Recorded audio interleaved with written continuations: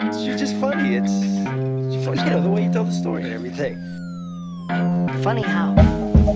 Come here, though. Yeah, he's crazy, see? Who are you?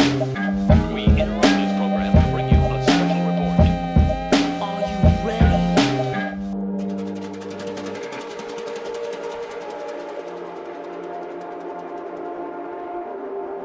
ready? So 3, 2, 1. Ladies and gentlemen, thanks for tuning in to another episode of the Berardo Podcast. I am joined here with the founders of the VoLo Foundation, Ms. Thais Lopez and David Vogel. So what's up, guys? Hi, Tony. How you doing? Very good. Long time no see. Jinx Poke. We're very happy to be here. Thanks No, for inviting us. get out of here. Thanks for coming out. Appreciate you guys. Now, are you guys, so since you're not in Orlando now, you're in Jupiter, did you guys end up coming up today, or did you spend the night last night, or? We came last night. We Okay. had one of our programs actually from VoLo Foundation, Camp Boggy cool. Creek, invited us to an award ceremony. Was that So- what was on Instagram? Yep. I did see that. That's Yeah, cool. Very Camp cool. Boggy Creek, and then we had this important podcast today. Oh, stop it! You're making me blush. I'm not gonna put this in. I'll edit out the blushing part. No, but thank you so much. So we talked a little bit before the podcast started, but the reason I wanted to do this was now that I've kind of been the last couple of years, I've transitioned into, I went pescatarian first because of some health issues, and then I went vegetarian, and then I went vegan. And I don't know if you guys have been surrounded with Extreme. that culture. Yeah, Yes. it's quite a shock. So in a couple of years, the whole transition about 4 years. So 2 years I've been vegan. Occasionally I'll have like an egg, and I use the word vegan loosely because as I get immersed in the culture, and people start sending me messages on Twitter and Instagram and all that, because I do podcasts on veganism, all that stuff. Then I start getting a little backlash because they see sometimes when I post pictures on Instagram, I use honey. Yeah, and the honey depends. Yeah, So- but some vegans use honey. Some others vegans use don't honey, yeah. use honey. As long as it's, I guess, nicely drained from the bee. I don't know how. Yeah. How could you, how could you nicely drain honey? I don't know, but so I guess technically I'm vegetarian. But ever since I got immersed in this culture, the earth came up a lot more, which was interesting to me because prior to 2 years ago, when before I became vegan, I never even thought about earth, to be honest with you. I mean, I woke up every day, the sun was shining, birds were chirping, I was excited, and then everything I knew about the planet was from grade school.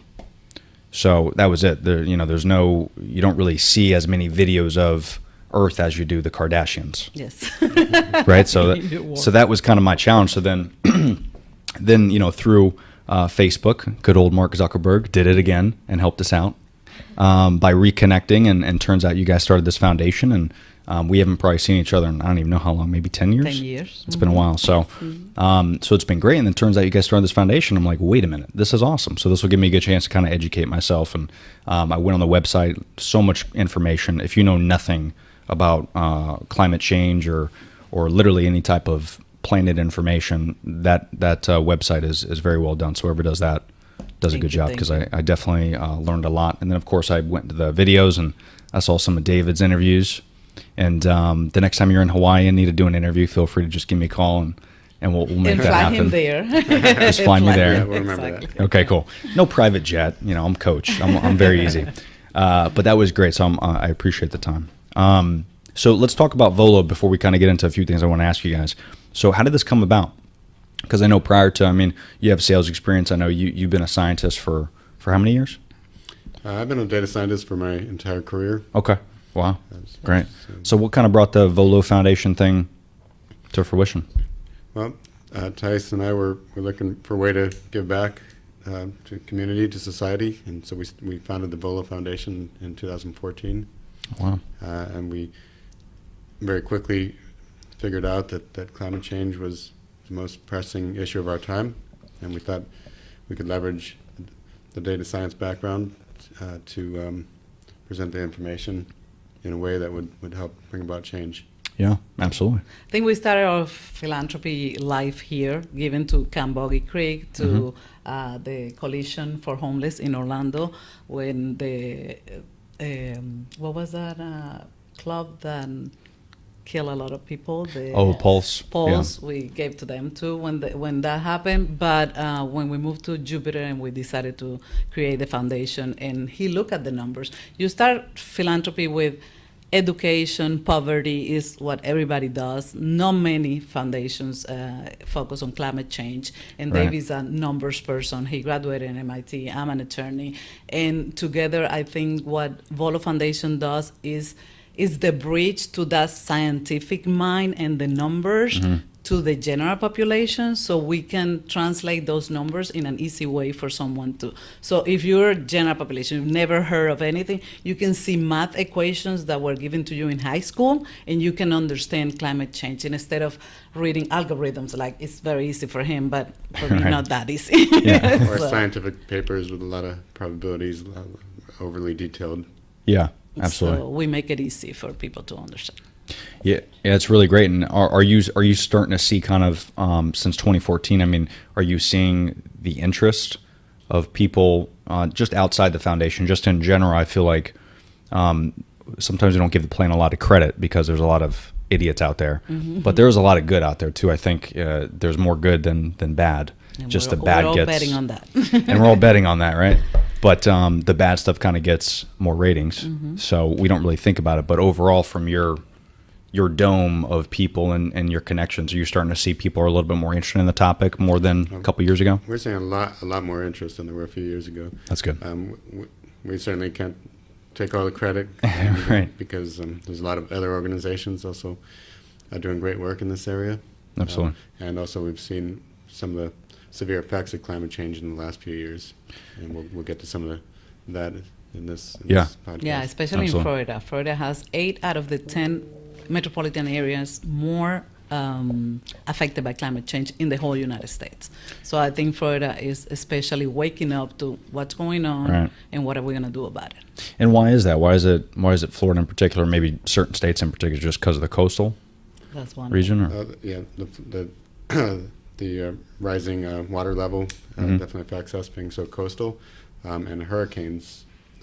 Hurricanes are very sensitive to a few degrees of warming, and I have specific data on that. And historically, at least 25% of all national damages are Florida-based from hurricanes. Yeah, and I think I might have saw some of that. I don't know. Did you send any of that with us or no? Can you pull up that email? Because I think what was the temperature of the water? I remember reading that. So to summarize, hurricanes can't exist in under 80-degree water. That's Okay. why we have hurricane season and the rest of the year. So when water's under 80 degrees, hurricanes just weaken and die out. Whereas when you have 81 and 82-degree water, that you can see an association between that and Category 1 and 2 storms. And then when you look at the data on months where we've had 84 and 85-degree water, Right. That's associated with mostly Category 4s and 5s. So those temperatures used to be rare, But now it's but now we've seen as high as 86-degree water in the Atlantic, and that's where we're getting some of these superstorms. So you can see how a few degrees there makes an enormous difference. yeah. I mean, just the last couple of years, it's continuously Hurricanes to are- grow. Need you to pause No, you're good. because you sent it to my email, but how do I get it on here? Well, just go to Gmail and then log in to your stuff. Oh, Yeah. I don't know my password. It's okay. She hasn't. Oh well, She's then, just like me. I don't know my she's password really not on this technical. one. then that's then that'll be a problem then. The black cup on the other side of Oh sure, yeah. Oh, Bernardo. What, this cup? Post. The Bernardo Bernardo podcast? Oh, that I've cup? seen it. Oops, that cup right there. How's that, bud? better. I just didn't want to block Brenda's face. Oh, you're good. You can have my face. But yeah, that's interesting. So I mean, the last couple of years in particular, it's getting worse and worse. I mean, thank goodness. I mean, I don't know. You guys probably know more than I do, but are you seeing maybe this hurricane season we're going to get a little bit more? Do you have any data on that? Is it going to get aggressive or? Well, in any individual year, you can Yeah. be lucky or unlucky. The hurricanes could dodge you, but Yeah. the conditions are such that this increase in the last few years is a definite trend. It's calling we for it, will- yeah. So we'll expect many more of these record-breaking hurricane seasons moving forward. Whether or not this year we get lucky and they miss us, Mhm. it might happen, but but the trend, when you look at decade by decade, it's very consistent. Every decade, for the last 3 or 4 decades, the hurricane damages has doubled or tripled. Wow. And when That's it comes crazy. to numbers, I mean, $52 billion only in 2018. Am I right? Mm-hmm. $52 billion. And those are taxpayers that pay that. He can explain that to you. Yeah. Mark. I mean, I think the frightening thing to Floridians is that although the federal government stepped in with about $50 billion in aid Yeah. for some of the storms in the last few years, that's over half of the Florida budget. And Wow. as soon as the federal government runs out of money, because these storms now go from $50 billion disasters to $100 billion disasters, that's going to be extremely, that's going to be economically devastating to the state of Florida. Yeah, absolutely.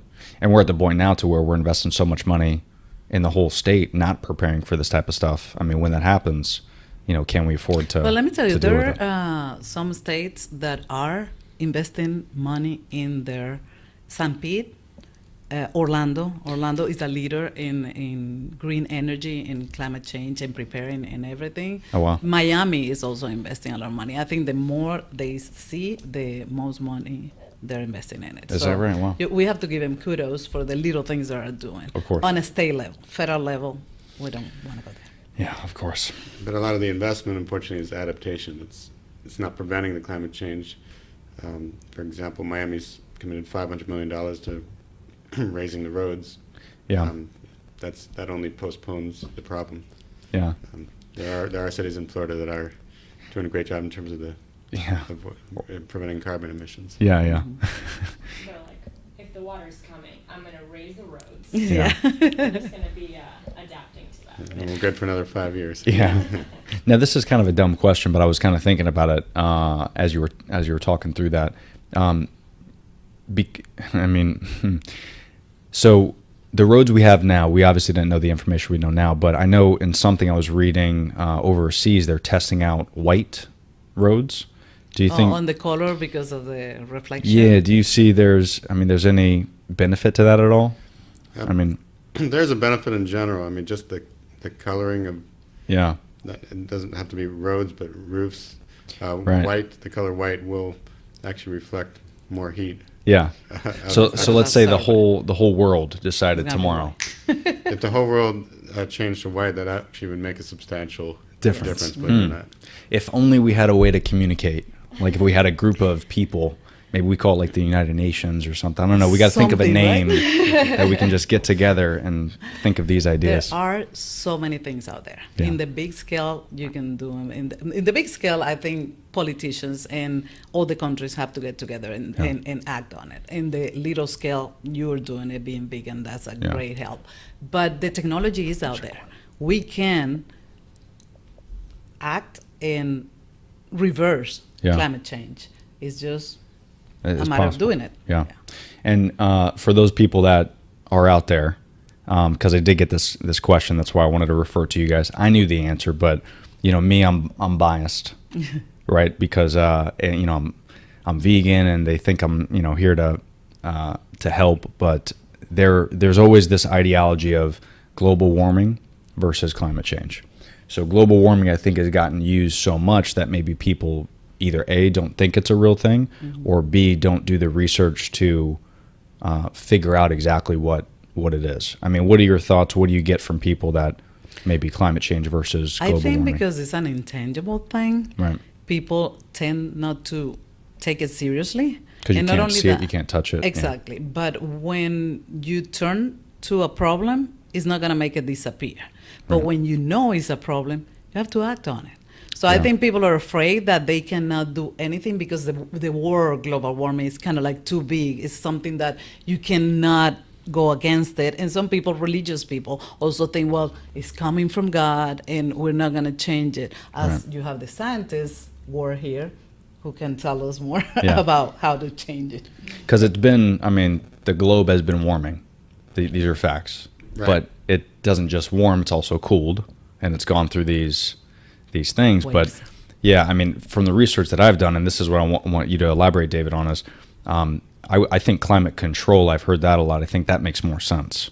because no matter what, there's long term, there's probably nothing we could do. Inevitable, something's going to happen, and no one's going to know what that is. But to your point with data, we can kind of see there are trends, and if we follow these trends, there's going to be an outcome. What we're seeing now is there's going to be a bad outcome. So the question is, what can we do to prevent that bad outcome versus what we've done in the past? And I think I was reading somewhere that so fossil fuels, I'm sure we'll get into that, since the Industrial Revolution, which was 1760 The 19th or century? something. 19th century. 19th century. That's way easier. Yeah.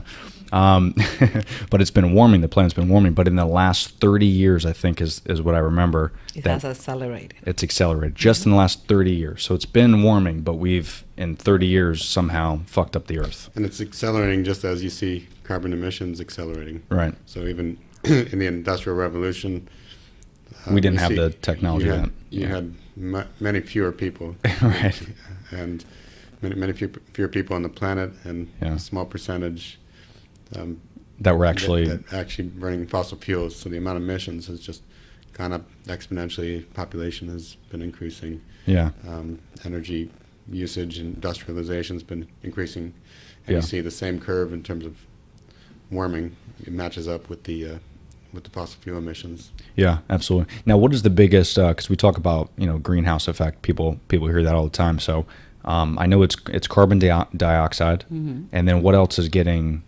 Methane, Methane. HFCs, hydrofluorocarbons. There are They a lot of have- them, but not to. We don't want to make it overcomplicated. I mean, it's really 80%, or historically, Dioxide. naturally, it's been 80% carbon dioxide. Yeah. So there are other other greenhouse gases, but we've known since the 19th century, early 19th century, when physicists did experiments that carbon dioxide warms, and Yeah, it's why the Earth and the Moon are different temperatures.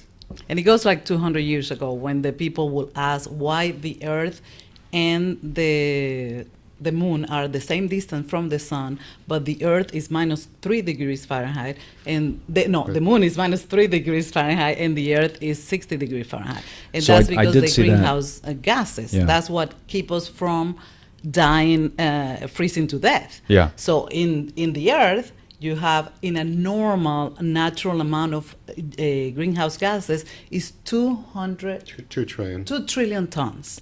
Right now, we have 3 trillion tons. So in the natural amount, the difference from minus 3 to 60 is 2 trillion tons. You think an extra trillion tons is going to warm things up? Just do the math. You And they need know a, the crazy. math. don't need to get a physics degree for that. yeah. I think everyone, even all my listeners, are smart enough to understand Can- that. Yeah. Dave So has an equation that it tells you why this is man-made. Yeah. Is on one of the slides too, or on the website. But you we send- have the sun and the moon slide too, which Yeah, 'cause I tells rem- you exactly. I remember seeing that research. That was really interesting. Was that one? This one? There's 3 of them, the slide deck, climate correction award. Just the one. The sun and the moon. There is a sun and the moon, and I think it's maybe this one. Here, click that. The slide deck one, maybe. Let's see. There's one that shows a bunch of wavy lines. That one has the man-made part. okay, yeah, go down. You have them on the Yeah, left. keep going. It's Keep not- going down. Down. It's not in any of these. That one, the sun and the moon. Number 6, it looks like. Number 6. Uh-huh. Yeah. The man-made one will be number 5, I believe. Oh, okay. So when Just wait for this great But Wi-Fi. you Start with 6 and then go to Yeah, 5. the Wi-Fi slow, so much. when I'm on the sun and the Um, moon, that's a good so, one. so these are 4 key ones in the science. As we're talking, Mhm. the number 6 is kind of the first one. Shows the Earth and the Moon. What I was talking about and the distance Right. from the sun, and then the number 7. Number 5 is probably next. It's an accounting of the carbon dioxide. Shows, without a doubt, it's man-made. Then skipping sometimes we show number 8, which shows how we know how much more warming there is. And then Yeah, and if then- if you watch this on YouTube, guys, I'll make sure I edit this in, Okay. so you could see this. But let's start. Would you rather start with slide 5 or no, 6? Is this no, good? I'd say Okay. the order is 6, 5, 8, 7. Excellent. So yeah, so walk us through what we're seeing here, David. So this is what you guys were talking about, where the moon and the Earth. Which, keep in mind, this was my point. I had no idea about that. And again, I'm sure I was taught it in 5th grade. But again, we don't get this education, especially these millennials nowadays. So yeah, walk us through what this is. All right, so basically they're both 92 million miles from the sun, the Earth and the moon. We're getting the same intensity of sunlight. The main difference being that the Earth has carbon dioxide to absorb a lot of the heat. So that's the difference in 60 degrees, that 2 trillion tons that's natural in the atmosphere. Wow, that's madness. And now we've accelerated to 3 trillion tons in the last 100 years. And again, I know we touched base on this a little bit, but what is causing that though? So what is the biggest contributor that you're seeing? Because I read somewhere that the United States is actually not the biggest contributor.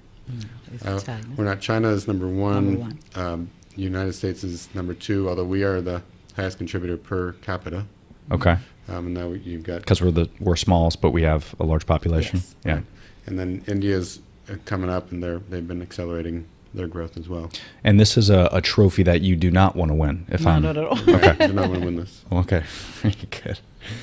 This is interesting. And then you were saying slide 5. So what was this one? Well, I Or think should just one thing about this slide, Yeah. it's important to know that some politicians want to make you think that this is a new science and it's unproven. Please, That's yeah. 1824 that we knew that this. I mean, this is basic physics that Yeah. has been undisputed. And so if you don't believe in this, you shouldn't be flying in a plane, because the physics of the airplane is staying in the air is much more complicated than this. Yeah, absolutely. So this has been around for a while. So we've had time. We've had time. We've had time. And those predictions of amount of warming from doubling CO2 have been known since 1895. And that was from. And that was first done by a Swedish chemist. Swan and Yeah, you got that? I don't think I can say the name. some Antonis. I don't know his name. I could get this first part Swedish. I know that he Yeah. was Swedish. He was Swedish. Okay, good. All right, good. So we got 50% of that. We don't need to get the rest, but that is he's long gone by now. But we've known this research though. So Okay, this is what's crazy to me. So This and again, not to interrupt you, but when I look at this data and I look at this to me is a no-brainer. So I love. Did you guys create this slide? Yeah. Yes. So this is fantastic. This is the type of stuff I think people need to know because this is just raw, easy to read. As long as you're above, I would say 8 years old, this You should can make total understand. sense. Yes. But we don't talk about this enough. So why do you think from 1895 to 2019, why is this not a conversation all the time? From your work, what have you been seeing?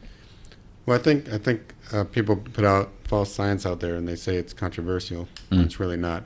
So I'd say a good analogy is with smoking causing lung cancer. I mean, it was known from 1940 or 1950, Yeah. and yet it was masked for how many? There's always special several interests decades. out there. Of course. And special interests try to cover the reality of it. The reality of the lung cancer was known since 1940, and it wasn't until recently that everybody stopped smoking because it causes cancer. The reality of climate change has been known since 1895, more recently, and it has been covered for special interests. We all know who they are, and we all know that some people, some politicians put their interests ahead of the general population interests. Unfortunately, that's the world we live in. And listen, I mean, I get it because they're making money. Yeah. So, but again, I think as people grow up and they start to kind of understand, they do all this research and they see this and they see, okay, different ads, different people talking about different things. They always want to lean towards the cool money side of it. People are more attracted by that because they're thinking in 50 years of their lifespan. What we don't understand is our kids' kids and our kids' kids' kids. I was going to say, even for those making money on this, if they realize the severity of this, That's the problem. I mean, do they want a world for their kids and their grandkids Yeah.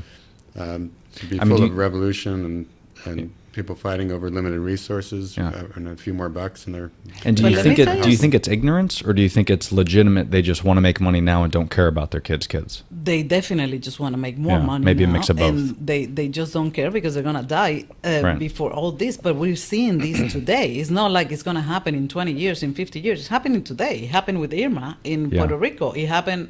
It's a reality. But what I wanted to touch is people that think that economics is gonna go down Yeah. are totally wrong. Sweden. Talk about Sweden. 30 years ago. right. So Sweden has changed their policies 20 or 30 years ago to policies we should have implemented, where they've got a price on carbon, they've implemented sustainability practices nationwide. Their emissions have gone down while their GDP has gone up steadily. And so that proves that this is a very solvable problem as a society. Oh, sorry. Hold on one sec. Oh, sure. Some snacks? Thank you. Yeah. You could just put them just down at the end's fine. Yeah. Thank you. So Appreciate you, man. Thank you. Yeah. So the Sweden policies, they're doing a lot of stuff, not just changing that policy, but aren't they testing out something with what was it? I was reading something. Maybe it wasn't Sweden. It could have been with women's rights. Have you guys heard about that? Well, women, the project Drawdown, what does that mean? It tells you exactly the 100 more The 100 things you can do to avoid global warming. global warming. Okay, Number yeah. 8 is educating women. Now Okay, that you there it say is. Yeah. Okay, that's what I read. All right, good. All right. As you said. But yeah, as you were saying. Yeah, excuse me. Sweden. So Sweden is one of a few countries that have proven that you can actually reduce emissions while growing your economy. So they've grown at an incredible percentage, at an incredible rate during the 25 years they've had carbon policies while emissions have gone down. So this notion that we can't afford to Do it. to implement these policies. I mean, these are things that create jobs and stimulate the economy.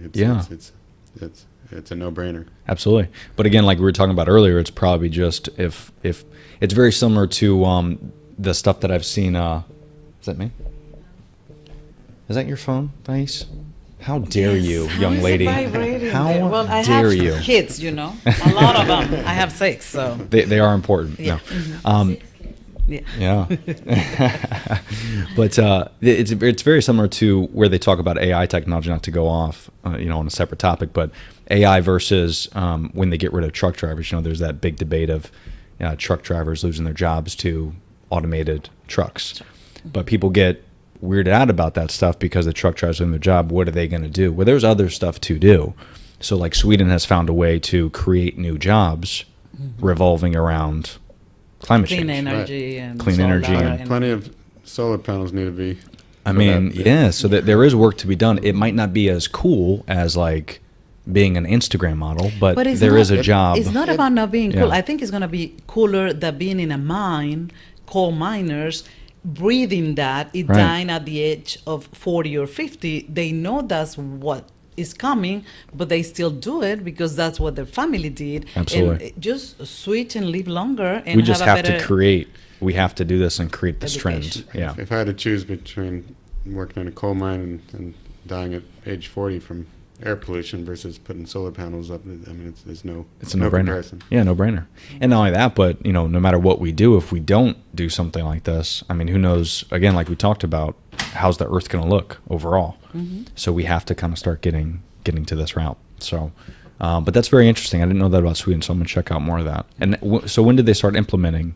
20 years ago. I believe it was 25 years ago when they started the carbon tax, and the policies have just accumulated over that period. Wow. So at least we have some good data and it actually supports it. Yes. So. That's right. I read something about like getting tax breaks if you got like solar panels or something like that. I didn't really read into it. It was just kind of like a caption.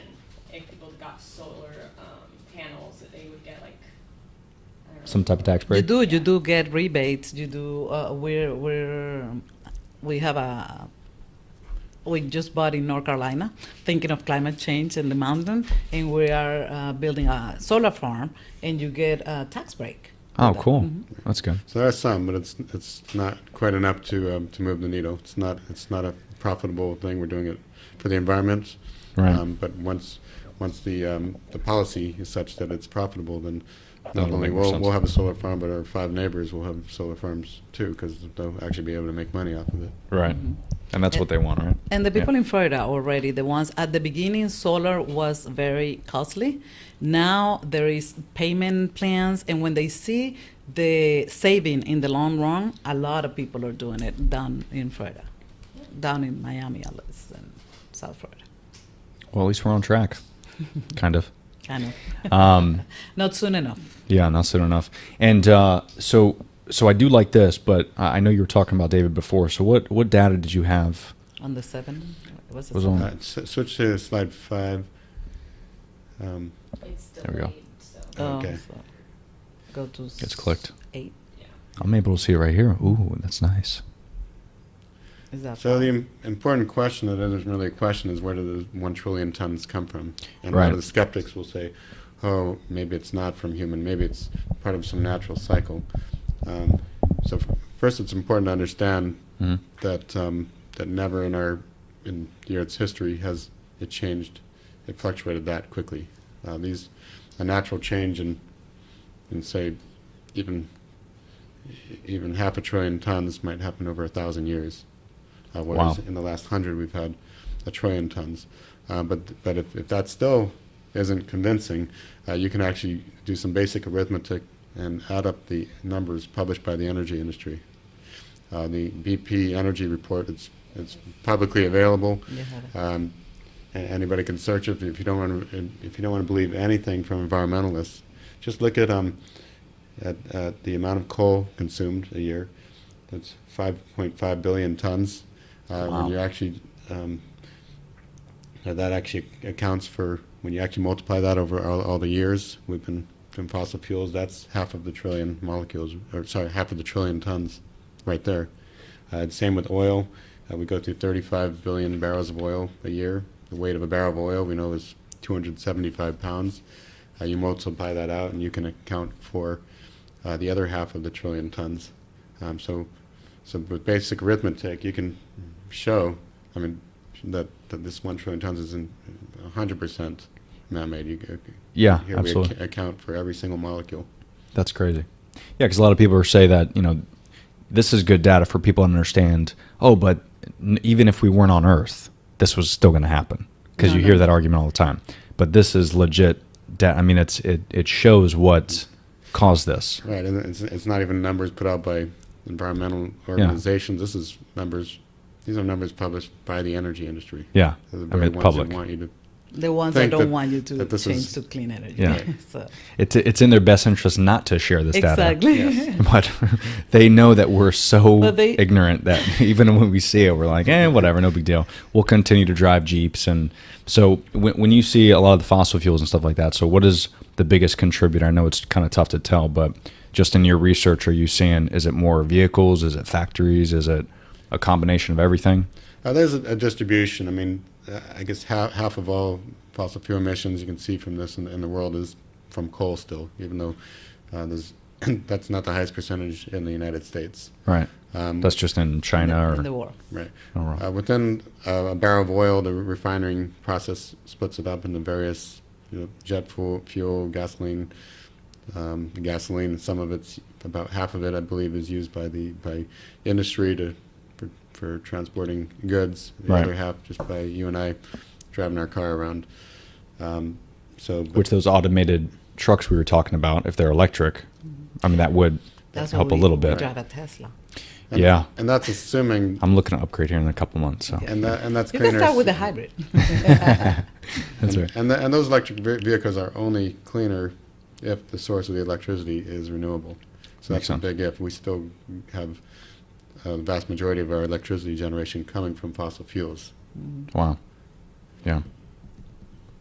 And again, that's factories, right? Is that a big contributor, you think? Factory, yes, Yeah. absolutely. Industry, just consumption at home. Yeah. It's all over the board, but ultimately, the electricity is generated by our entire society is from Fossil at fuel. least Yeah. 80% is still from fossil fuels. Yeah. And then, of course, overpopulation. That's not helping anything. Yes. No. Right. So, and again, we don't want people not to have kids. Have Okay. kids, but You can have 1 or 2. yeah, just take it easy. Take it easy. Yeah. Don't have 6. That has nothing to do. You can still have sex.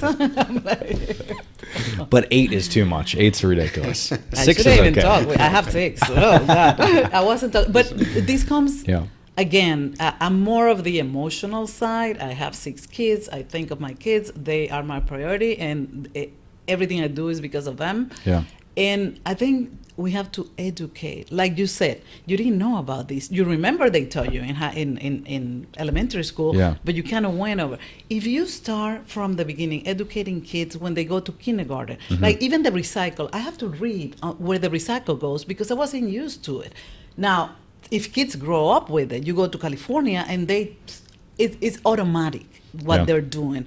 I changed the bulbs in my house for the spirals when Vanessa came to me crying one day because that was my daughter telling me, another generation, that I had to do something about climate. And those are the little things that you can do at home. She is the one that is vegan and she's a vegetarian. I mean, eating meat is not only bad for your health, but it's bad for the environment too. Yeah. So you can do things that are good for you at the same time that you're helping the environment and helping the future.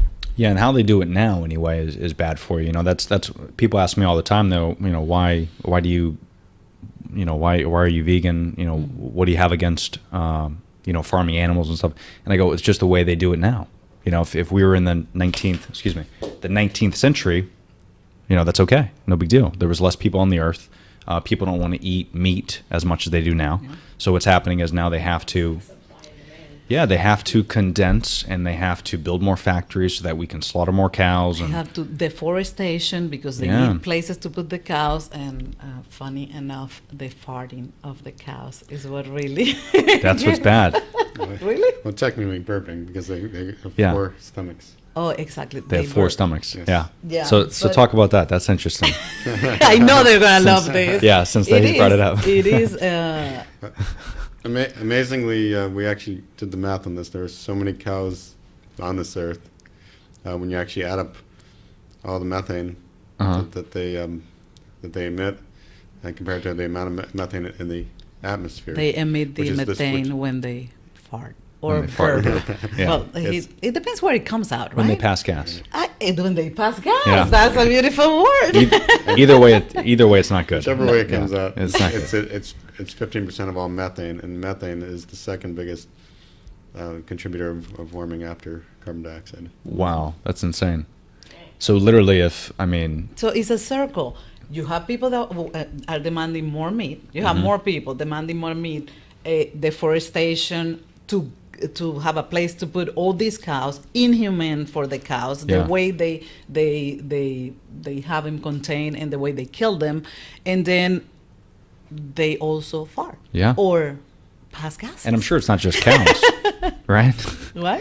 I'm sure it's not just cows. Well, it's funny. I mean, just in general, farming and creating more factories and all that. Obviously, cows are and passing gas is a big It's a issue. big But one.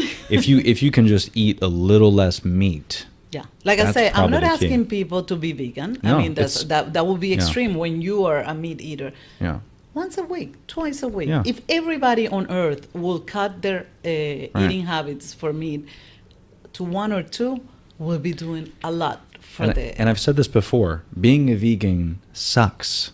So don't do Don't it. go there. It's stupid.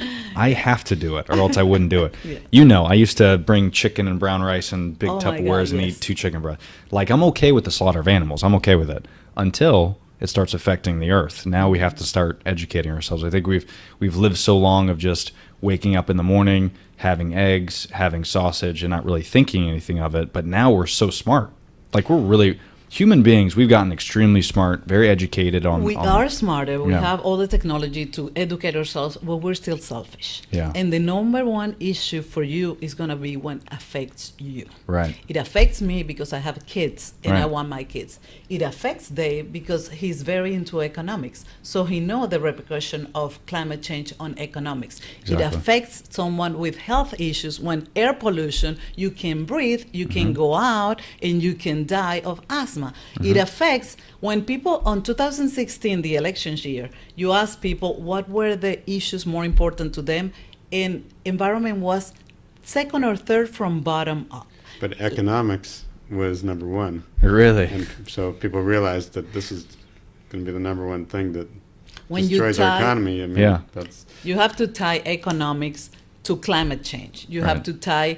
They think about immigration. We're talking right here, and we have islands sinking. Jakarta, Maldives are sinking right now. What do you think is going to happen with all the people that live there? They have to go somewhere, and Yeah. then immigrations.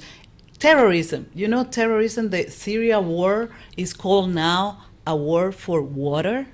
It was a war that started for an environmental issue because they're looking for places that have water because where you are, It's dried you're- out, right? Exactly. Yeah. So you're gonna have less food. Mhm. You're gonna have droughts. You're gonna have no water. Well, and overheating too. I mean, Ex- I think it was not to interrupt you, but I think it was I read something. Was it Calcutta that had the hottest year last year? Yes. Was it? Is that right? Some parts of the world you're hitting 126 degrees. Yeah, it's outrageous. You're hitting records. Just So eventually they're going to do something where they're going to we need to get the fuck out of here. Like we need to go Exactly. somewhere else. And now we're talking. Now we're going to have to feed those people, and it's going to get crazy. So if we can figure out a way to fix this globally, you know, like I mean, China and us, I think we're 1 and 2, right? Of really polluting the earth. Yes. If we can just kind of figure out our end, who knows? Maybe Calcutta will be cooler in 10 years if we can do something And they don't for have to them. get out of there and come here. Exactly. Or there. Or China. So, but yeah, to your point though, we are selfish because again, when we wake up every day, we think, how are we going to take care of ourselves? We don't think, if I it's throw okay. this piece of plastic on the ground, no big deal. It's not going to affect me today. But you don't think what it's going to affect the earth if everybody, what are we at? Like what's the population on earth? 7.5, Bill? Is that right? That's a lot. No, my math. Yeah. You're the math person. Yeah, what's the math? it's over 7 billion. It's over 7 bill. That's insane, man. That's a lot of people. And what are we at in the U.S.? Do you guys know that? We're at 400 million. We're not even scratching the surface. You see? That's crazy. So we really have to, because we have the power to do a lot to help out, not just our country, but you know the earth as well. And I'm starting to see it, especially being on the coast, and you guys are probably too, being in Jupiter. But we're starting to see a lot where they're banning, and we'll talk about this too. But they're starting to ban straws. Straws, the plastic. Yeah, the plastic, which is great. And I always kind of had this argument with friends because I stopped drinking out of straws like maybe 5 years ago, like before I even thought of anything of it. I just wasn't a fan of it because people don't understand this when like unless it's wrapped, like if you go to a bar and they grab the straw, they grab it with their hands and they put it in your drink. It's disgusting. So I stopped doing I that. just drink like this. I mean, I don't need I a. like a Yeah. straw just because I will spill it on myself. So Yeah, it's she is just messy. easier, and then with the lipstick, it always gets all over the glass. My Yeah. thing is, like Starbucks right now, they're trying to put paper straws. First of all, it starts tasting like the paper, and then it starts getting really soggy, but the whole cup is plastic. Yeah. Yeah, exactly. Yeah. So So much. I don't understand why the paper straw is making a difference when now you're putting a plastic lid and Yeah, a and the full cup. plastic, Like yeah. the venti cup's this big. That's a lot of plastic. Yeah. The straw isn't. I mean, just get rid of the straws altogether and just. Yeah, and some people don't want to. Some people don't want to, drink out of this because they're afraid of germs, so they want to use the straw. But if the germs are in the cup, Exactly. They're still. Gonna either way, you're drinking in the straw. Yeah. Just you're still getting the germs. So the germs are. But it's a everywhere. good Nice. start. I mean, I It's a good start. love all the countries that are banning the Yeah. straws. I love everybody trying to do a little bit. I think we need something at a bigger scale. Yeah. I think the carbon tax, talking to your politicians and your representatives and making sure that they are addressing the issue. I would think that any candidate for the next elections that is not talking about climate change, is not thinking about the economy of the country, is not thinking about the future of the country. Yeah. So I would put, and they listen to the people that are going to vote for them. So if you ask for them to address those issues, that's going to happen. So we have to do it Yeah. if we want them to do something about it. And that all starts with the education too. You gotta educate yourself and want to care about it too. That's the big thing. So I know we talked a little bit about this before, but I did want to bring it up because as soon as I mentioned it, you got passionate about it. So, but I do. I am. I'm the emotional Latino here, you know. That's okay. I get excited. I married one, unfortunately. Well, fortunately. Hey, Dave says the same, and I always tell him, if you want the emotion somewhere else, you have to take it everywhere else. But what do you think about in terms of over in the Amazon? Right, we talked about the Brazilian president right now. So deforestation is obviously a huge issue because trees, protect me if I'm wrong, but they protect us from carbon dioxide. Right, so the more trees we chop down, literally the less oxygen we're going to have. Right. And the process of burning trees puts all that stored carbon dioxide that they Right That up they top. absorb. over 100 years Yeah. back up in the atmosphere. Yeah, but they have to burn it down because they need to make way for the next Disney World or whatever they're trying to do, right? Or more farms or More something industry, more. Yeah. You were talking factories, and yeah. Residential. Yeah. We'll have to or want to, like you mentioned.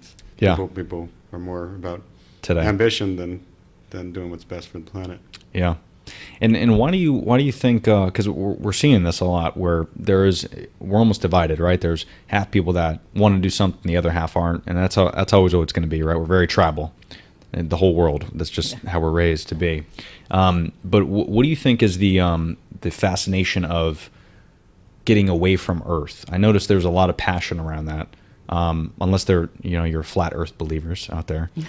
So if you are, you're listening to the wrong podcast because you're an idiot. But if there's such this fascination of people wanting to leave Earth and go find civilization somewhere else or make civilization somewhere else, and that to me is always funny because I even have buddies who are like, yeah, I can't wait, man, it's gonna be awesome if we could in our lifetime. Could you imagine if we leave this planet and go to another planet? I'm just like, dude, we're screwing up this planet.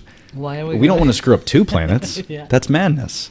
So what do you think is the fascination of people wanting to just abandon this planet? You think is there some hidden group that they think we're screwed and there's no turning back and they just want to get out of here? Like what's the fascination there? I think it's a fantasy. I think it's a convenient Yeah. way to think Like, just rather what you than said earlier, Yeah. it just sounds cool, so people want to do it. It's right. like Yeah, they've seen too many Bruce Willis movies and they just want to get Star out. Wars. Star Wars, yeah. Well, hopefully he's going to stop making those, and maybe the next generation will forget. But yeah, everyone thinks it's cool in space. Like Elon Musk is a great example. I think the guy's a genius, and what he's been able to do is fantastic. He's over in California building the what was it called, the tram, the underground train. What do they call it? The Hyperloop or something like that? Right, the Hyperloop. Is that the Hyperloop? Yeah. So he's doing that and he's going to space. Like, this guy's a genius. And Tesla, like, I got buddies that have Teslas and they're fantastic. But why is it that he wants to spend so much money going to space versus maybe spending money, or anybody really, spending money privatizing, fixing global change? Because we have the money. I mean, Disney World gave tons of money to Notre Dame. So the money, Oh, definitely. the money's money there. Is there? Yeah. yeah. Why not put $5 million into climate correction? I think because it just sounds exciting. It's an Yeah. exciting thing to do, go into space, whereas it's hard to make exciting when you're preventing something. Yeah. So climate change, dealing with that is about prevention. If we can think of a way to make that exciting, maybe something like cold fusion technology, then maybe people like that would put their resources towards something that will help save the planet. But ultimately, it's really a fantasy to think that we could advance to a level where we can move 7 billion people off the planet Right. to a new Another planet. Yeah.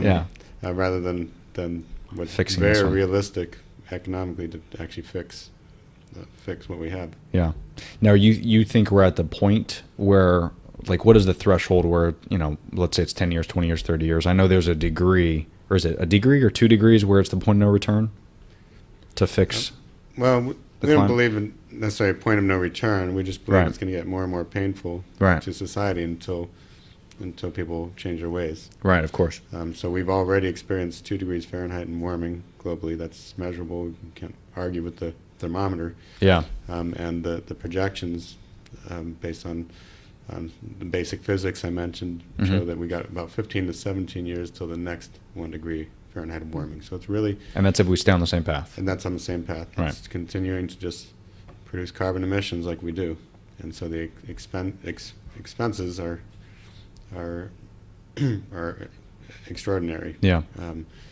And we'll see more coastal flooding. We'll see more, stronger hurricanes. So it'll just become more painful until people recognize that we need to change our ways. Right. And then once people change their ways and we get off carbon, the carbon dioxide level can slowly go down. Yeah, yeah. And we'll get and the Earth will improve. Right. And I think it is important that people don't, sometimes when they think about this topic, they almost think, well, the world, they think, There's I nothing you forget that can movie. do. Right. They think like an end of the world negatively, movie. Yeah, well, you can't do anything. Yes, you Right. can. And I think that's the VoLo voice that I want to give is there are things out there. We Yeah. can do something. It's fixable. I mean, 40 years ago, and maybe you never heard of it, Mm-hmm. but the ozone hole, the layer of ozone, there was a hole in the layer. We fixed that. Mm-hmm. Yeah. Nations came together, the Montreal Protocol was signed, and we fixed it. Mm-hmm. So we created it with aerosol, I don't know if you remember, Yeah. and then that was fixed by countries coming together, signing a protocol, Montreal. If we did that, we cause climate change now, climate warming, we can fix it. Yeah. The technology is out there. So don't feel like, oh, there's nothing we can do. Yes, there is something we can do. You just have to do it. Yeah, and I also think too that there's this. It's hard for people to understand that there is an end essentially, but what they don't understand is if we don't fix this Earth, it doesn't mean that our kids are gonna. There's not going to be an Earth. I don't think that's going to happen. No, it's for just, millennia. it's not going to be It's the same gonna be quality of miserable. Earth. It'll Right. just be a lower quality of life. Right. And I think people don't fully understand the economics of this. If I told you the carbon tax was going to take $2,000 out of your wallet, most people say, "Oh my gosh, that's taking a lot out of my annual budget." But if I Right. told you that the alternative was $6,000 of your taxes is going to fix the problem, Yeah. and you'd save that amount, well, then economically speaking, it's really a no-brainer trade-off when you look at how much it's costing us to not penalize carbon emissions. Correct. Yeah. That's a good point. So there's before I move on to the next topic, I did want to cover some more slides. If you guys had anything else, Do you have anything? was that it? I mean, that was great stuff. Yeah, that was real good. What about 7 and 8? Is that pretty much the same data we talked about? I think 8 shows a little bit of the science on how much warming there will be. So that might be Okay. the good one. The Wi-Fi in here is terrible. I like click it, and it's like, It's a little delayed. So just so you know, I guess before we get into it, 8 we sometimes leave out for more public audiences, but it's a little more Yeah, sciencey, and of course. so we could always skip. You could always cut that and go to 7, which is more Florida economy. Yeah, that'd be Yeah, great. okay. Yeah, let's do that too. And again, I can for the YouTube audience, I can cut this out and I can put that in, so that way they, instead of seeing our gorgeous faces, they'll just see those. Yes. they'll see this good stuff. And Ben, did you have a question? I've been reading so much today. What was it? Well, just for like the younger audience, Yeah. like visual learners, Mhm. is there a way that you can explain, like, to get someone excited that if we don't change, like, what will happen to the Earth? That's a good point. Like what? Apocalyptic. See, Bruce Willis movie. In a small scale, Yeah. you can start by changing the bulbs in your house, turning the lights off, eating less meat. No, the 3/4 of the food that you buy in your house, you just get rid of it, and when it decomposes, that creates methane that goes in the. So try to throw away less food. Like just buy what you're gonna eat and what you're gonna consume, because everything that you throw away, those are easy fix at your house, little by little. Not using plastic, of course. Getting your bag at Publix. In the bigger scale, just use your voice. Yeah. Talk about climate change. I think people don't talk about it. If you don't talk about it, you don't acknowledge. Talk with other people, and also when you're gonna vote, if you're old enough to vote, ask your representatives. Listen, there's something's got to be done. The carbon dividend, the carbon tax, all the policies changing to solar and passing those policies are gonna do it. But you can do from little to a lot. I think climate change is a defining moment for this generation, but at the same time is a great opportunity. I mean, you guys are gonna develop things. You guys are the ones that are gonna solve these problems. So take the opportunity, work on it, do investigations. We have the Vista Award that we're gonna give it out at Climate Correction, that we came up with an award for students in any Florida university. Oh, And cool. it's $10,000 for the university for their project. in order to any sustainability project that is going to change or solve climate change. Yeah, and I think if we, Ben, probably to answer your question a little bit more, I think if we're seeing it right now, like the result of not doing these things.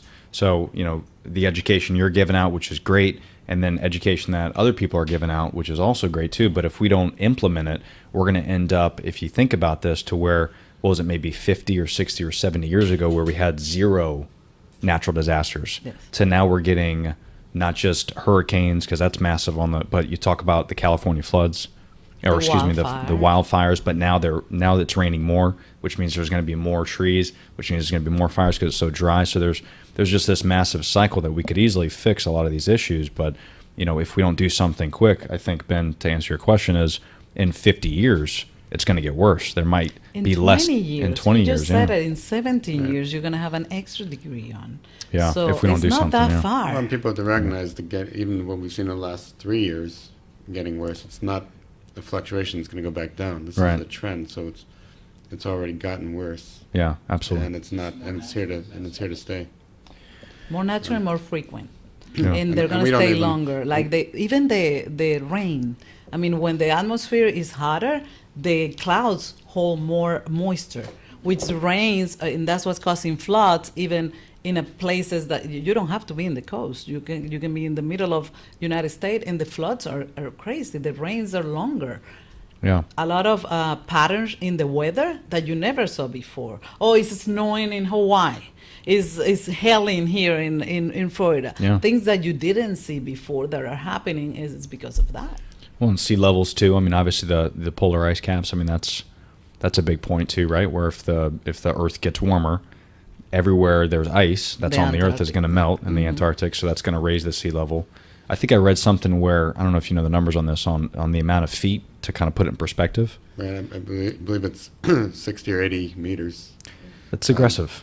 So Imagine it's that if incredible. you live- And the reality, history shows us that 50 million years ago, long before man, Right. the carbon dioxide content was actually that high, Yeah. and the water was that high. Yeah, yeah. So it actually happened. It's not. Yeah. It's not just a It's like, projection. it's like someone trying to argue that we weren't one continent at one point. Exactly. Right. No, this was one thing, and then it shifted. Separate. These are facts. This is science driven. You So know, fossil records show us where the water level was. yeah, exactly. Yeah, and what are your, not to get off topic here, but what are your now that we're on that topic, what's kind of your opinion on and I know we're getting out of the weeds here. That's what I do best. No. But in terms of like meteors, I mean, do you think that has anything to do with what we're doing in the atmosphere? Or is that just up in space and it's out of our control? Because I noticed that there was something. What was it in Siberia? There was an explosion over the. I think it was Siberia. There was I've a heard meteor about the explosion. meteors, Yeah. but I don't know.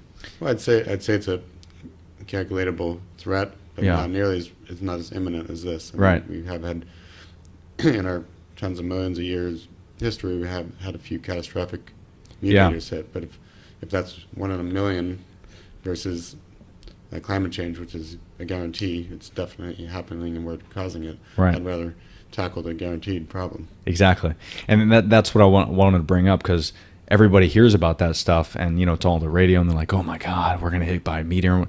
Okay, let's not worry about something that's out of our control. Let's worry about something that's in our control. Not only Which out is- of our control, but unlikely.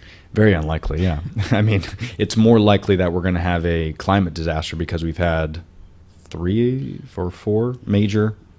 Right. It's 100% when you look at the data. Yeah, I mean, it's going to happen. Yeah, it has happened in the past, and Yeah. that's the case. Okay, good. So what do we got here? So this is interesting. This is the CO2. And that gives an idea of how you can connect. Basically, through ice core samples, you can look at any period in time over the last million years and know what the carbon dioxide concentration was and what the temperature was of the region. And it's basically, that illustrates the point that a 91% correlation means that primarily the few things aside from carbon dioxide is what drives the Earth's temperature. Okay. So there's a few little bobbles there. we can get lucky and get a big volcanic eruption, can put enough dust in the atmosphere that will actually cool us for a few years temporarily, and then it'll go back. But ultimately, the temperature hugs this line, and so that point on the right is actually where we are now. The red one, Right, up the there. red dot. And we actually need to update this graph every few years because we're way over the 400 parts per million, well over 400 parts per million in terms of carbon dioxide concentration. So we're at in tons, we haven't been at 3 trillion tons in the last million years through this Earth's history. Wow. And we can project about 6 degrees Fahrenheit of warming if our carbon level Continues, yeah. actually stayed even at the current level.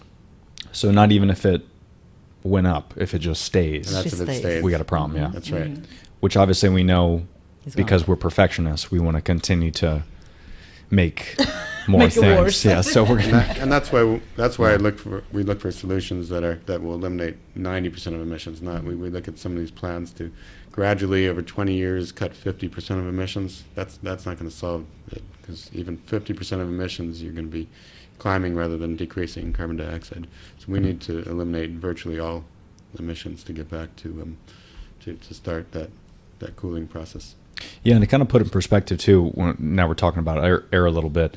Air pollution, I know I was reading a study from the World Health Organization. It said 4.6 million people die each year from air pollution. So World Health Organization sounds like it's legit. It was a .org, so I believed it. Yes. Is That's there .org. truth to that? Does that, I mean, Definitely. Actually, the rules. I'm sure that's like asthma and everything, right? Combined, or? I don't know the exact stats. I do know, like, for example, coal is a huge contributor to air pollution that kills a lot of people. And by cutting out by the EPA standards that were instigated several decades back, we have much fewer coal plants in the U.S. and much fewer deaths. That's crazy. So unfortunately, and so you see in India and China just loads and loads of coal plants, and you see people wearing even masks in cities. Right. So many tens of thousands, hundreds of thousands of people are dying from air pollution there. So when we talk about coal growing in In the United in the States, U.S., it doesn't make any sense. it's saying we want to be like that. We want to go back to having many air pollution deaths. Yeah, that's massive. That's crazy. But aside from coal, which is declining in the U.S., we do have a huge increase in asthma because the carbon dioxide concentration, actually plants like more carbon dioxide, and so the plants that are producing asthma, The pollen. right, asthma causing pollen, Yeah. are on the growth. So you see asthma on the rise pretty significantly as That's carbon crazy. dioxide increases. That's nuts. I can't even. It's hard to fathom, especially when we talk about 7.5 or 7 billion people on Earth, and then 4 million people are dying every year. It's almost like, imagine if they weren't dying. But like you said, that's not on the news. That's not the Kardashians show. Yeah, that's a big deal. The last administration, or the Clean Air Act, was passed by the last administration. I'm the attorney. I'm the one with the acts. But it saved millions of people just by that policy sticking. This administration is reversing that one because this administration, like we all know, is pushing for coal mines and for fossil fuel. So you think about it, and the administration works for you. You have to tell them what to do. They don't do what they want. It looks like. So It's their job to implement our ideas. exactly, it's their job to do what the general population, the Americans, ask for. So we need to get together and again ask our representative to work on policy for climate change policies implemented. Absolutely. So, so air pollution, that's some very good data that you guys talked about, because I don't think that gets talked about enough, especially in the country. In the United States, people don't see everybody with masks on, but then when we look at China and other countries in India wearing masks, you look at them like, oh, what are these people doing? Why are they freaks? And then they come here and they wear masks. But then we don't think, wait a minute, they were contributors of polluting the atmosphere and the earth, but so are we. So technically, they're wearing the mask not just because of what they've done, but what we're doing too. So we kind of have to take that into account. If we don't act quick, we're going to wear Wearing masks. the masks. So we got to be careful. And about it doesn't look pretty. No, it doesn't. Even if you put like, Some stylish ones. Yeah. You've seen ones with color. Yeah. they put like little Hello Kitty stickers on, and you know it's Yeah. cute. They Yeah, bedazzle it. they bedazzle it. Okay, good. Coachella. I did want to talk a little bit about more about carbon dioxide before we move on, because I do want to talk about the VoLo Foundation, what you guys done, and what your goals are. But I did hear something in particular. I wrote this down. I wasn't sure if you're familiar with it.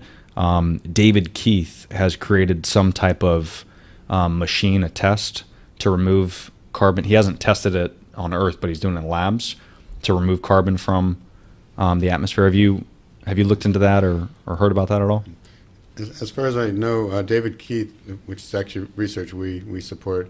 Oh, the cool. VoLo Foundation is focused on geoengineering, which is not a solution for removing climate. It is a temporary solution that can sort of simulate what volcanoes do with their cooling effect. So try to figure out what the some particles in the atmosphere that can have a temporary cooling effect. right. But this is not a solution. This is something. Once we actually reduce the amount of carbon and the temperature is too much, it will have a temporary cooling effect. Right. So there's no magic machine that's gonna No, it make hasn't. this. Yeah. There's nothing. And I know you did talk about a little bit about cold fusion. Is that? Can you Cold- talk about that a little bit? And that's something that is a potential solution of More realistic. non-carbon. Right. Right. So we look at sort of alternatives to fossil fuel producing fossil fuel burning. We've got solar and wind, which are pretty well refined and very economical, but not necessarily as consistent enough to get us to 100%. But you got even nuclear as an option. Mhm. Nuclear, although gets a bad rap for not being the most environmental, it is non-carbon producing. Right. So the adverse effects of that are substantially less than Yeah. than fossil fuel emissions. Because when people think nuclear, they think nuclear bombs. Nuclear bombs. Right. I think people can be misled. People Of think course. nuclear, they think nuclear bomb because they're not educated. Yeah. Someone comes out there and tells you that a wind turbine causes cancer because of the sound. That's not true either. Yeah. You have to go to the science.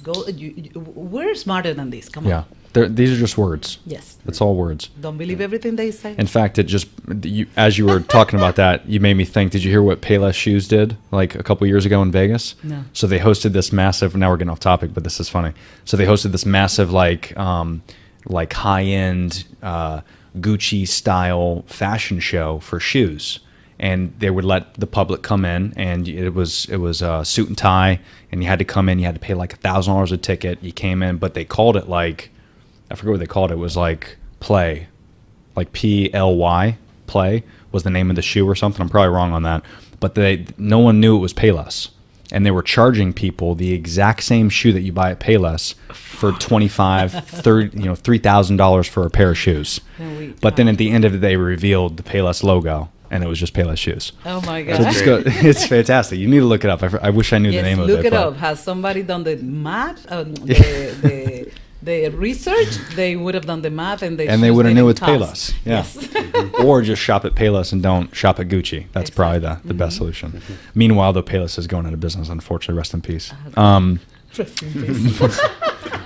But we digress. Not surprisingly. But yeah, so The first that. thing that came up was Payless Fake Fashion Show.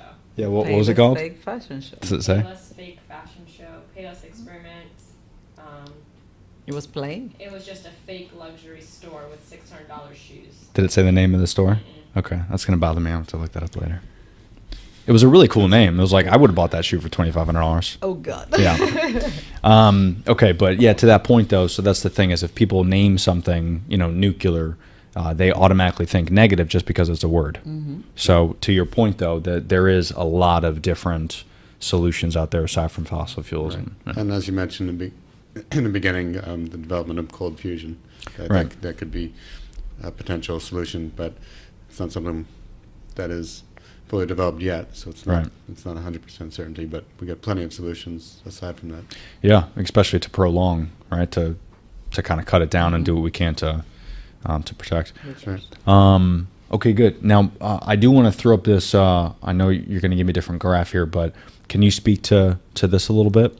This Right. slide that we're talking So we about. wanted to do something to present the more local effects. So this is very. So when we talk about hurricanes, Mhm. Florida gets the brunt of at least 25% of all nationwide damages from hurricanes. Right. We're just sitting target right there. Is that just because we're just sticking out? Yeah, right, we're just sticking out. Right It's just a there little. in the southern Atlantic. Yes. Always protect yourself. So- That's right. And so looking at just what the data shows, you look at temperature versus hurricane frequency, and it's pretty much a straight line. And you can see from that graph that below 80-degree water, you pretty much have zero hurricanes. And as you increase the temperature, you get for every 1.5 degrees of Fahrenheit of warming, you should expect one extra hurricane per year. Really? Wow. And that's not even considering the increase in intensity. Now, is that why they say hurricane season? Really, it's not season. It's just that's when the water's warmer. Exactly. Essentially. It's not, Okay. the hurricane doesn't decide, hey, let's come to. In Florida's nice. And It's like sitting- in it's the sitting summer. there. It's pretty much the water's over 80 degrees, so Yeah. the hurricane can survive. It's like hanging out in the Atlantic in like April, and then it's like, it's not time yet. Let's wait until like Not June or sunny July. enough. Yeah. Okay. All right. That's So interesting. that's hurricane season. Basically, is 80-degree plus water, and So what we do, sorry to interrupt you, what we do throughout the year then, we could prevent that from heating up, essentially. right. Basically, we need by removing. We saw the connection between carbon dioxide and temperature. Mm-hmm. So we need to remove carbon dioxide to lower the temperature. It's Yeah. as simple as that. And I think that's what people don't put two and two together. It seems simple when you put it on paper, and the research that I've done just the last few months, it makes total sense to me. But when people think carbon dioxide, CO2, and they think automatically they think air. They think, okay, that's it. Is it clear out? But yeah, the we're good. ocean absorbs. But the ocean absorbs what's in the air, Exactly. right? So, Yep. and I mean, hell, you could probably ask, and I hate to say this, but you could probably ask 100 people how rain is made, and they don't know. and people don't know. I would say, I think 80%'s let's give people the benefit of the doubt. 60% of people probably won't know. The other day say, and I mean, he's like 23, 24, and he goes, yeah, it's gonna rain, so it'll wash my car. And I was like, Wait a minute. okay. The clouds don't filter the water. I don't know if anybody knows. Okay. If you think that's the way it's gonna work, go for it. Might be a little dirty. So I think that's an important point to know, as people need to know that what we put in the air is not just going to affect the air. Yeah. It's going to affect water. It's going to affect. Now we're talking about hurricanes, the ocean, and all Right. that The stuff. air's warmer, the water will be warmer. Yeah, it's pretty simple. Yep. That's going to be the title of the podcast, I think. The 'Cause air that's- is warm. Is warm. The water's warm. That's The it. That water's should be the warm. simple. There you go. Yeah. Okay. Good. All right. Good. So sorry to interrupt. Go ahead. Continue. And so basically, you have, like I mentioned, just a few degrees makes a difference between category 1 or 2 storm all the way up to a category 4 or 5. Wow. It's Just 1 or 2 degrees. Well, I'd say 80. When you look at the data, 81 and 82 degree water is associated with 1s and 2s, Wow. and 84 and 85 degree water is associated with category 4s and 5s. So just that 3 degrees there, and we're 2/3 the way there. Yeah. We make most of the hurricanes go from low categories to high categories. That's and, wicked. and that's the difference between a $1 billion disaster and a $50 billion disaster. Oh yeah. Well, especially in Florida or the I islands. saw it last year. Category 2 and 3 ended up in 5 when it hit here. Yeah. So And the other thing I think people don't recognize is, although what's terrifying about hurricanes is the winds, most of the damage is actually done by the flooding. Right. So actually, in terms of dollars of damage, economic effects, it's really the flooding, and just a basic physics fact is that for every degree warmer the air is, there's actually 6% more water in the air. That's just And that basic. just So it's brings it gonna back to rain. it being Right. tangible. Exactly. Like Right. they see that the wind rips the roof off, but they don't really see. The aftermath. Yeah. Yeah. Right. That's crazy. And so the other thing that people should be aware of is is the graph shown here shows that insurance companies are paying less and less of the damages because they're getting smarter. They're not going to insure something that's becoming a certainty. Yeah. Pretty much all and- of Florida is a flood zone now. Right. So if you live in Florida, your insurance is naturally going to be higher. Right. Yeah. Or they just won't cover hurricanes. Or they won't cover, yeah. And you see from the graph here over the last few decades, the percentage paid by taxpayers increased from 30 to 50%. So we as taxpayers are paying those damages. Hard-earned money. That's crazy. So our money's already getting sucked up into climate change. Yeah. Even if we think it's maybe someone personally listening to this hasn't been hit by a hurricane or might feel pretty safe. I mean, at the very least, taxpayer dollars are being it's going put to into it. this more and more.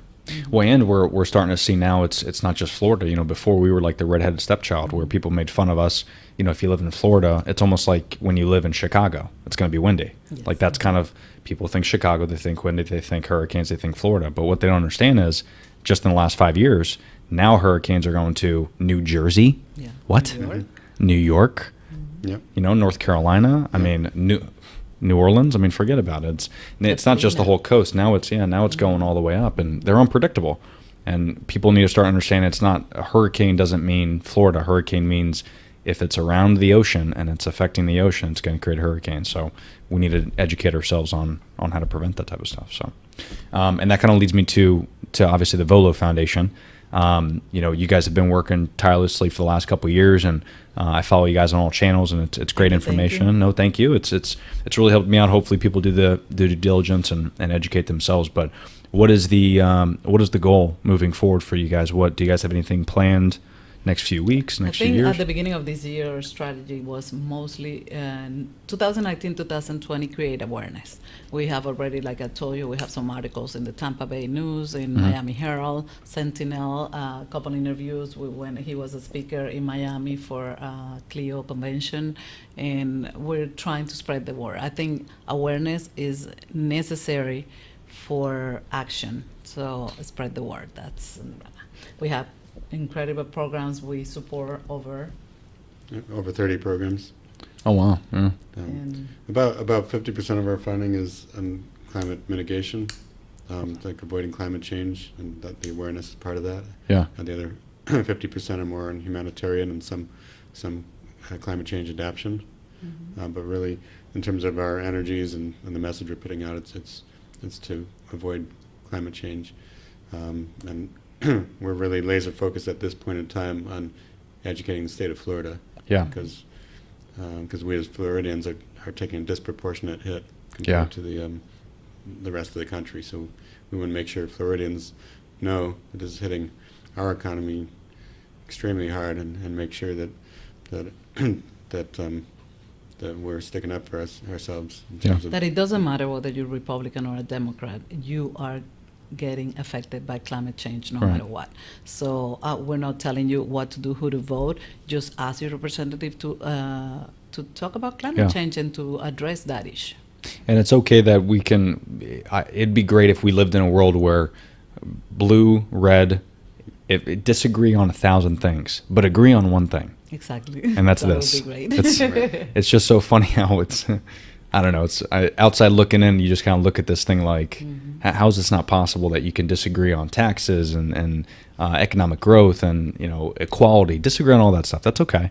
But let's agree on one thing, and that is, if we don't have a good Earth, people can't live. It's a fact. So that's great that you guys are educating people. And I think I know we talked about this, but you have the climate correction coming up again. You had one last year.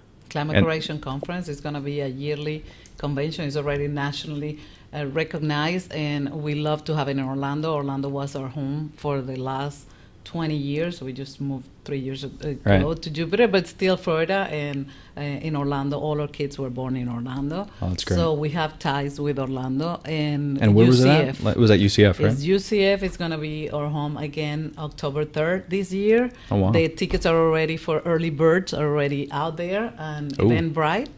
And we just, I think our lemma with the climate correction is there is no more discussing or denying the existence of climate change. That is a fact. We're gonna focus on solutions. And we have great speakers coming up from all over the country. We have tons of vendors, and we're gonna have food. It's gonna be a great event, and we hope to, of course, the Verado podcast is gonna be there, invited. Well, thank you so by much. us. Very But, excited. go ahead and look it up. We have a great video in there of how good it was last year, and it's going to be better every year. Absolutely. And for people that don't know, because I'm going to leave a link on the podcast and the YouTube channel where they can find it. Yes. But for people just listening, is it can they get it on the website, or should they go straight to Eventbrite? They can go on the website, Okay. www.volofoundation.org, and they can go to the event Climate Correction and get it there, or just go to Eventbrite Climate Correction 2019. Is UCF. All the students, please come. We need, and we're gonna have the award, the Volo Vista Award there, where Oh, cool. one lucky winner is gonna get $10,000 for their project on Oh, the cool. science of climate change. Oh, that's great. Good. And for people that want to follow you guys personally, do you guys have Facebooks, Instagram? Does Volo have an Instagram? VoLo Foundation. Okay. At VoLo Foundation. Very good. On Instagram, Facebook, we have the VoLo Foundation as well. Excellent. And we have Twitter, VoLo Foundation, so you can follow us all Good. in there. And it's super easy. VoLo Foundation, no excuses. I'll leave the link. So make sure you guys give them a like, subscribe to the YouTube channel. You'll see a couple interviews that David has done, and the recap video and some great information there. And the website, again, volofoundation.org. That's just a great VoLo website. Foundation is in English, Spanish, and French, as you all know. And I'm sure Oh, if that's you hear cool. my voice, you don't see my face, you still know that I'm not from the United States. We couldn't tell. We couldn't no, tell. right? No. But it's in Spanish, so all our Spanish speakers, listeners can go in there, and some French ones too. We have it in 3 languages. Oh, that's great. Very good. And, again, I want to leave it on this to where I was looking this up just for shits and gigs for myself. But Earth is something like, and we can ask Siri this if you want, but I think it's 4.5 billion years old. Does that sound accurate? Does that sound familiar? Siri. There's no data, so we won't put David on the spot. You got but me. You got me. What's that, Let's see Siri? if Siri knows. Hey Siri, How old is the Earth? how old is the Earth?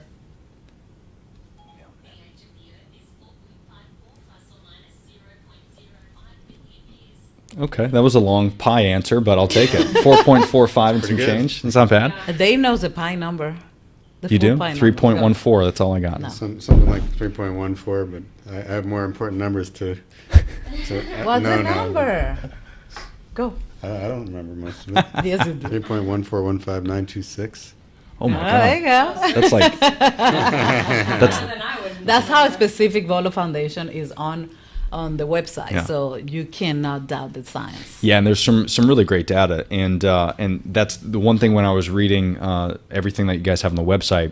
The reason I bring up the Earth's age is because it made me think to myself, all the data that you guys have had is pretty new and very specific and very scientific, but it's all based off older data. Yeah. But to me, what's really interesting is we are this old, 4.5 billion years, but we've only started really inhabiting the Earth, like realistically, maybe 300 years ago. If you really think about it, we've kind of dug From deep humanity. into, yeah, I mean, because obviously humans existed 20,000 years ago, but if you really dig deep, only 1 or 2 generations, like full people. So like a person, if they're 0 to 100, if they live to 100. So in 2 people, so my grandmother and maybe her grandmother, 2 people, we've already made massive issues with this Earth. Yes. That's crazy. So in 4.5 billion years, Earth was completely fine.